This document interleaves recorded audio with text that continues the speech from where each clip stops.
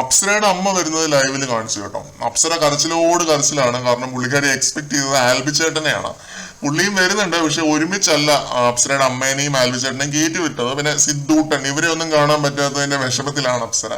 അപ്സരയെ കുറ്റം പറയാൻ പറ്റില്ല കേട്ടോ, പാവം. എത്രയും ദിവസങ്ങളായില്ലേ വീട്ടിൽ നിന്നൊക്കെ മാറി നിന്നിട്ട്. പുള്ളിക്കാരുടെ ഇമോഷൻസിനെ നമ്മൾ മാനിക്കുന്നു. അപ്സരയുടെ അമ്മ വന്ന് കയറിയ പാടെ അഭിഷേകിന്റെ ചങ്കി കൊള്ളുന്ന ഒരു സ്റ്റേറ്റ്മെന്റ് പറഞ്ഞു, അമ്മ വന്നല്ലോ മോനെ എന്ന്.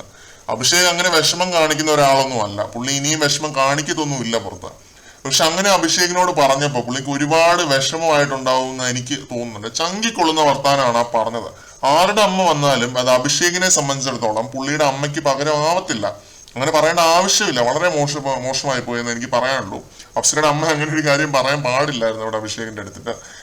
ഒന്ന് ഹഗ് ചെയ്യാം, എല്ലാരെയും ഹഗ് ചെയ്യുന്ന കൂട്ടത്തിൽ ഹഗ് ചെയ്യാം. എന്നിട്ട് എന്നാ ഉണ്ട് മോനെ അങ്ങനെ ചോദിക്കാം. ആ രീതി ചോദിക്കുന്നതിന് ഒരു കുഴപ്പമില്ല. പക്ഷെ ഇങ്ങനെ അമ്മ വന്നല്ലോ എന്നൊക്കെ പറയുന്നത് മോശമായി പോയി.